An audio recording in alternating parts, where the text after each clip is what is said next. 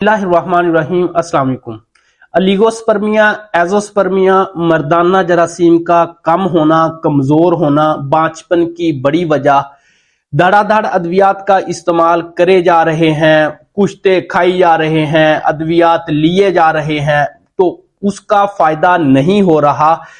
तो हमने इस पे नोट नहीं किया, फलां ने मुझे बताया कि फलां कुश्ता खा लो, फलां ने बताया कि फलां होम्योपैथिक मेडिसिन खा लो, फलां ने बताया कि आप फलां हकीम के पास चले जाओ, फलां डॉक्टर के पास चले जाओ।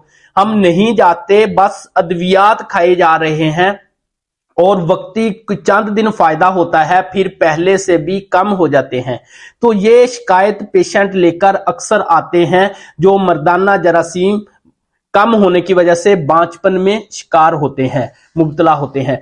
तो मैं अपने ऐसे मरीज जो आते हैं, सबसे पहले जब उनकी हिस्ट्री ली जाती है तो बहुत सारे पेशेंट में मेजर मसला जो आता है वो आता है वरिकोसील्स, यानी कि सीमन वाली जो नालियां होती हैं वो किसी वजह से बंद होती हैं। उसमें कुदरती तौर पर भी हो सकती हैं, वो किसी चोट के लगने की वजह से, किसी मसल को दाब सप्रेस होने की वजह से, बहुत सारी वजूहात हैं। लिहाजा अगर आप मर्दाना जरासीम के कम होने की वजह से परेशान हैं और धड़ाधड़ अद्वियात का इस्तेमाल कर रहे हैं, तो अद्वियात इस्तेमाल करने से पहले आप किसी होम्योपैथिक डॉक्टर या किसी ऐसे डॉक्टर से रुजू करें जो आपकी केस टेक करके मुकम्मल अलामात ले।